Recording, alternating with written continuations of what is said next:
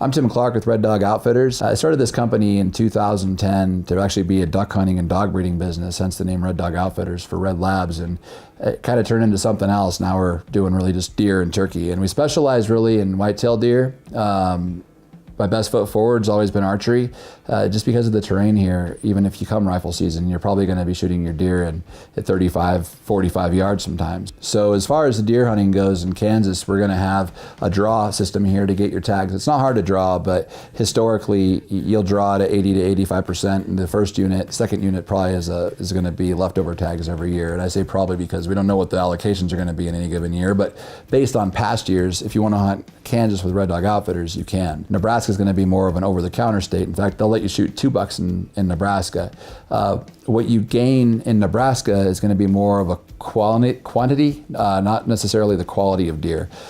Your median harvest in Nebraska is about the same. A good solid 130 class buck is something you could shoot there if you actually wait for it. The problem is people get excited, especially if they're from a place where 110-inch deer is a big deer, and they shoot the first deer that comes out that's in that range. If you wait, getting into a 130 class buck is doable, but the ceiling in Nebraska is going to put you really into like a 150 class buck, and that's really pretty rare to get into a deer that size up there. And it's not necessarily the state I'm talking about. The land that I have doesn't produce any deer much larger than that. Don't get me wrong, we do see them, we do kill them, but it's not something that I'd ever want you to buy a hunt and expect to do. That said, we don't offer any fully guided hunts on the river in Nebraska. We only do semi-guided. The semi-guided hunts right now are going to be the same in both states as far as the threshold of the size of deer, 130 class and up, whether you could do Kansas or Nebraska. But the Nebraska hunting is going to be out of hotels. We have comfort suites up there that we have a contract rate with. It's included in your stay. It's 5 days, 5 nights rather, at the comfort suites. And in the parking lot, there's a bar and grill, there's a Pizza Hut, there's McDonald's, there's all kinds of places to eat around there. But if you're coming for lodging, you really want to consider coming to Kansas if you're going to hire me. The Kansas hunting, as far as the lodging goes, it's also included, but we've got 6 different camps here that we use. And we use hotels when we have to, but we haven't used a hotel for years. The camps that we have here are going to be a little more traditional. You're going to be out in the woods in most of them. The other ones that are in town are like town of 200 people. It's not populated. It's not in a city, so to speak. You're going to be minutes from the hunting no matter where you go, which is why we have so many camps. We have property in Kansas in 4 different counties. From the north property to the south property, it's an hour-and-a-half drive. So we have to have different camps spread out throughout those counties to make sure that you don't have to drive an hour and a half to go hunting like some places in the country. Prepare for a drive in Kansas, maybe 20, 25 minutes tops. The deer quality in Kansas is going to be the same in that median range of 130 to 150 for a semi-guided hunt. And again, I say that just because I feel like that if you're going to shoot a 110, you're going to get a 110 here. If you're going to shoot a 150, you're going to pass the 130s to get to that 150. It's not something where you're going to see a 150 class buck first. That very rarely happens. So on a semi-guided hunt, if you're happy with the 130, I would say that that'd be a good quality hunt for you. If you know you're going to pass 130 class bucks and even 140 class bucks, then you really want to look at going on a fully guided hunt with me. And that's where we offer hunting for specific animals.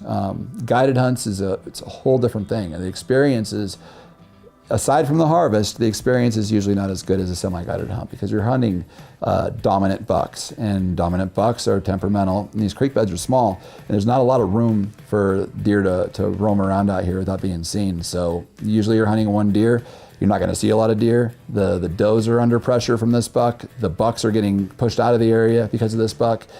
You're hunting one buck. You shouldn't be seeing a lot of deer as a normal thing, and I'm saying that now so you can be prepared for it, because people come in and think they're still going to see a bunch of 120s and 130s walking around or running around chasing does, which is just not the case. Again, the terrain out here supports that. There's just not a lot of room. It may be the 10th sit before you even see a deer that's a buck. One hunt comes to mind right now. We'd hunted for 5 days. At the end of the fifth day, it was a bad hunt. We had nine bad sits, and then the 10th one, we killed a 200-inch deer. And a lot of you have probably seen that buck. And it was 2:30 in the afternoon. The guy was leaving. In his own words, in an article in Bowhunter magazine, he was lowering his bow to the ground because it was cold and windy and his clothes were wet. I get it. But as he lowered his bow to the ground, he looked up and the 200-inch buck's coming in. He raised his bow back up. Somehow it all happened. 8-yard shot and killed it. So it took 9 full sits, and this guy did hunt hard aside from the cold and wanting to leave that last day, but I think that he was out of hope too. 10 sits will take it out of you, especially when you're expecting something really magical to happen because you're in Kansas. It's still hunting. It's fair chase, and you're gonna have to put in your time. Last year we killed more deer on the last sit. I don't want to say tenfold, but it wasn't far from that than on the first sit. And part of that's, people actually sitting till the end. And that's super important on any hunt you do with me, is to give me the time that you hired me for to do my job. Because I may not be good for 9 sits. I may not be good for 10 sits, but I ask for 10 sits. And then if you don't have what you paid for, is like a chance at that deer, then we'll work something out with you, which will bring me on to the warranty, and we'll talk about that later. But as far as the semi-guided hunts go, I want to reiterate that in both states, 130 to 150, you can expect to see. You'll see more deer in Nebraska in any given day, unless there's an act of God. You'll see way more deer in Nebraska in a day than you will in Kansas, but you still should see deer every day in bow range in Kansas as well. It's not a slow hunt, it's just a lot slower than Nebraska. It'd be probably more fair to say that Nebraska is a higher paced hunt. The deer numbers on the Platte are ridiculous. Again, to retouch on fully guided, this is for the people who already have 140 class deer on the wall, maybe even 150 class deer on the wall, who they know they're not going to pass, they're not going to shoot, 140 class 8 point or 145 9 point. If you know that deer is going to walk, don't even consider hiring me for semi-guided. Fully guided is where you're going to be hunting a specific animal that I have a picture of that I can show you and say, hey, do you like this buck? I don't believe I've ever had someone say they didn't like a 150 class buck. They hit that number, it doesn't really seem to matter how they got there, they all look good.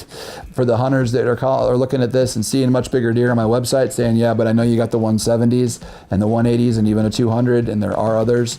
I don't want to be hired by those people. It's not that I don't have those animals and I don't value their trust and that they'd pick me, but people who want to shoot a deer in the 170s and 180s, in my opinion, shouldn't hire me. I have them, but I don't know if that deer's going to be walking around the day that you show up. I've got them on camera. I've always got deer like that on camera, but you hire me for 5 days and we're going to hunt the best buck I have that's actually killable in those 5 days.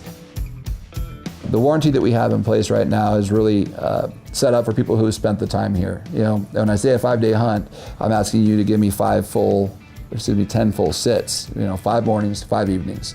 If you don't give me the 5 mornings and 5 evenings, then there is not going to be a warranty on a deer hunt, because I need that amount of time. There's a lot of times deer are killed on the 10th sit, a lot. For me to be able to take care of you, if you don't get that experience that you paid for, whether it be a chance, a shot, a wound, or a dead buck, then I'll always make it right with you. And barring any unforeseeable drop in deer population, or if I lose my touch and stop harvesting deer or getting people close, I'm not backed up now, and I don't plan on getting backed up with free hunts. But I do have free hunts every single year. So we do have about 15% fail rate.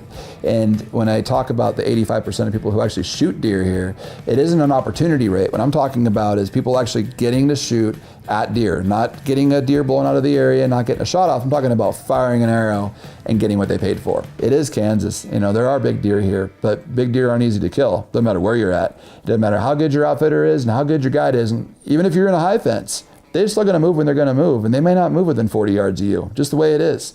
So you got to put in the time, but if you do, I'll take care of you. If you hit a deer, no matter what, I want you to call and talk to me. And it's not that I feel like I'm better than anybody or I know more than anybody, but I see a lot of stuff in a season. I see more wounds and misses and dead deer in a month, just November of every year than I probably would in my whole life hunting on my own. So I have a lot of things to compare it to last year and the year before, or even yesterday, that may give us an advantage. And it's just something where I like to work with people, and they call me on the phone, let me know what you hit, where'd you hit, what'd you see, where'd it go, how did you see blood, where was it coming out of, how long has it been? And then I'm going to give you a couple of ideas to help you get ready so when I get there we can go out and track the deer and get on blood as fast as possible. If you don't find your deer, which we're going to help you recover it, if your deer is hit and we know you drew blood and it ends up missing, that's your deer. So it's a touchy subject, but it's something that I'd rather coming in than finding out after you shoot your deer that you're done. It is what it is. I don't have a ton of deer that we can't have people shoot 2 deer. Last year, 1/3 of our hunters had wounded or lost their deer or missed, one or the other, one of those things. 1/3, that's a lot. And we're actually taking some preventative measure now to help try to make that number smaller. And that's nothing that our hunters are doing necessarily wrong, but I feel like a third is way too high. If you say you wounded an animal, a duck or a pheasant or a goose or a deer, it's gonna make it away, we're lying to ourselves. None of us know. We're not vets. Maybe there's some of you out there that are biologists, but you ram an arrow through a body cavity, probably ain't gonna live. And it's sure as hell not coming back. So we have to treat it that way. And if you would be disappointed in me telling you that when you came hunting this week that I had somebody in your same area shoot 2 deer last week, would you want to sit there? Absolutely not. And that's exactly why we have the policy set the way that we do. We're gonna go back to doing a shooting test, so prepare for this. And this is kind of harsh, but the animals deserve it, frankly, and so do you. If you're coming all this way out here to shoot a deer and you're spending $4,500 to hunt deer at Red Dog Outfitters or any other outfit, why wouldn't you be prepared, right? All I'm gonna ask you is what your effective range is. And if you tell me you can shoot and kill a deer at 45 yards, well then we're gonna go out in the yard. You can take your time, but I want you to put a kill shot on a target or on a Glendale buck or whatever with one shot, with the broadhead that you're using, and kill the deer, so to speak. If you fail to do so in that one shot, I don't feel that you're prepared to have that same shot opportunity with a 150 class buck stomping at you. Be prepared for a shooting test. I'm only gonna make you shoot as far as you say you're effective. I ask you to be good out to 25 yards. Most of my spots I can get you into where you got 25 this way, 25 that way, in that range. So if that's your effective range, again, shoot a little target, put a kill shot, depending on what your turkeys or deer, and if you're on, then you're good to go. We'll go hunting from that point. Just remember the bloody arrow policy. You can miss deer here. If you miss a deer, that's fine. You can continue to hunt, but that was your chance. So the warranty would be void at that point. I know I'm saying a lot of the same things twice, but these things, there's a lot of information I'm giving you. So I like to reiterate things so you don't maybe misunderstand things later. Because if you don't hit right, you're gonna have to wait and practice for at least a few hours, probably a day, because we're already gonna be out hunting that night. And it's gonna be impossible to get you back in to try to shoot or get you back out to hunt in time after practicing. And we do a lot of this on the buddy system. We have to, it's hunting. But if you take 3 shots at 3 deer or take 3 shots at 3 turkeys and you've missed 3 times, it's gonna be like baseball. You're done. 3 strikes, that's your hunt. Because not a lot of times will you shoot and miss it, admit it's a deer, are they gonna leave the area? If you hit a deer, I think that scares them enough, maybe they probably will or die. But if you miss 3 deer, you've blown 3 great opportunities for somebody, including yourself. That doesn't happen often, but we do have that policy. I think it's worth bringing up now because it's something I don't want to tell somebody who's not feeling good about themselves after missing a 3rd buck. That's your hunt. You get 3 chances to shoot that deer as long as an arrow flew those 3 times. We are 100% fair chase in both Nebraska and Kansas, and I don't plan on ever having a high fence operation. We don't have restrictions. I don't care what deer you shoot as long as it's legal and you're happy. You'll notice in my website, if you go through pictures of these people that have shot deer, the smile is the same. The racks are all different. You see the same exact smile on a guy who just shot a 120 as you will on a lady who just shot a 170. One with a rifle, one with a bow, same smile. If you're smiling and you're happy, I don't care what you shoot, and I'll run my operation that way till the day I die, because I want this to be hunting. The last thing I want you to do is think about is can I shoot this buck, or can I afford this buck? Because why are we thinking about that? This is hunting. We should be out in the field, see a deer, so oh, that's my buck. Oh shit, shoot it, and have a good time. Not think about those other things. I think that shouldn't be involved in hunting unless you're on a high fence, in a controlled environment where you're gonna get another chance, in my opinion. So it doesn't happen here. Text message is the fastest way to reach if you got a quick question, but my phone number, if you want to talk on the phone, if you're inquiring, or for any reason you want to call, I only have one number. It's 720-232-0173, and we'll have that on the screen here several times during the video so you can see it. You can message me through Facebook, message me through Instagram, or you can email me, but really the most effective way to reach me is by phone, be it calling or by text.